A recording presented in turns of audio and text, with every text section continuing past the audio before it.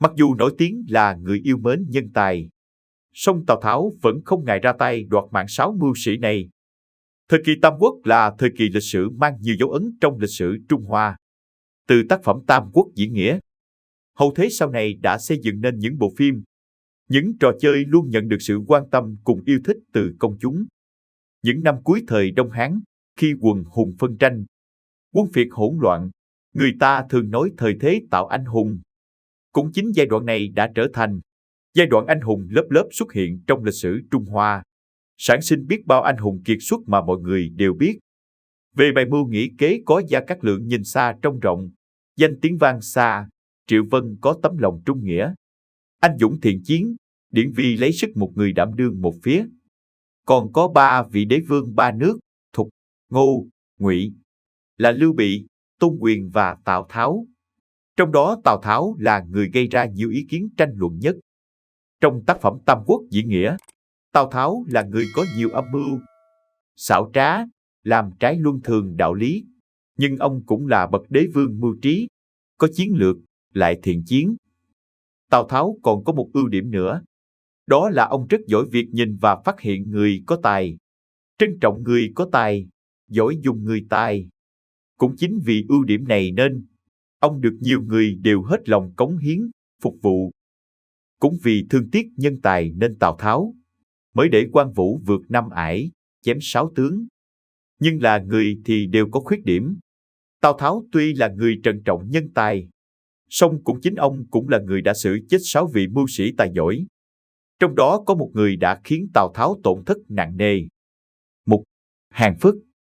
Ông sinh ra vào cuối thời Đông Hán, là người có chí nổi tiếng. Hàn Phức đã thuyết phục một bộ phận dưới trướng viên thuộc đầu hàng Tào Tháo, khiến Tào Tháo rất vui. Sau này ông nhận chức thứ sử Dương Châu, đã giúp nâng cao đời sống nhân dân, củng cố hàng phòng ngự trong thành trì. Chiến tích vô cùng xuất sắc, được người dân kính yêu. Về sau, khi Tào Tháo tổ chức Yến Trường Giang hoành sóc Phú Thi, Hàn Phức nói lời không may, bị Tào Tháo lúc say rượu ra tay giết hại. Đến lúc Tào Tháo tỉnh rượu thì hối hận vô cùng. Nhưng thực tế là Tào Tháo giết Hàn Phức vì sợ ông quá được lòng dân, sau sẽ chiếm Dương Châu để lập nghiệp. 2. Hứa Du. Thuở nhỏ, Hứa Du từng là bạn tốt với Tào Tháo.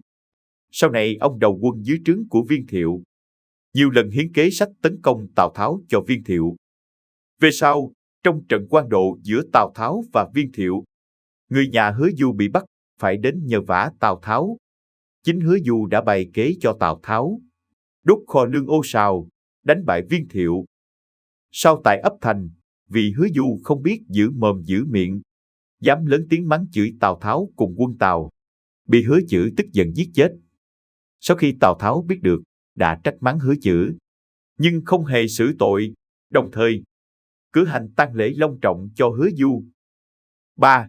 Khổng Dung. Khổng Dung nổi tiếng với tài văn thơ, là một trong Kiến An thất tử 7 danh sĩ thời Hán Hiến Đế, là cháu 20 đời của Khổng Tử. Ban đầu ông giữ chức thái thú Bắc Hải.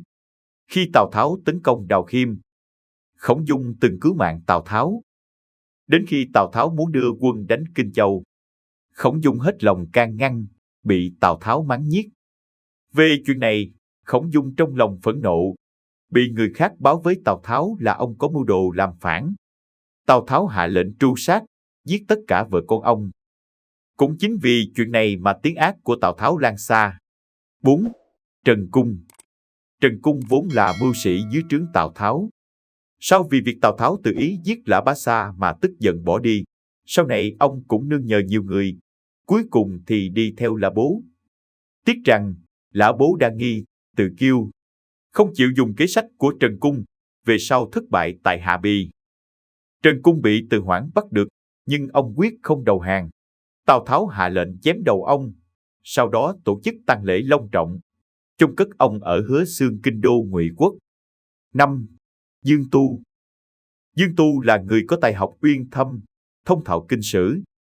Sau này, Dương Tu giữ chức lang trung trong triều đình nhà Ngụy, giúp Tào Tháo xử lý việc triều chính, công lao to lớn, nhận được nhiều khen ngợi. Sau chuyện Dương Tu giúp đỡ Tào Thực vượt qua thử thách bị lộ, Tào Tháo lấy lý do Dương Tu tự ý tiết lộ quân lệnh sự chết ông.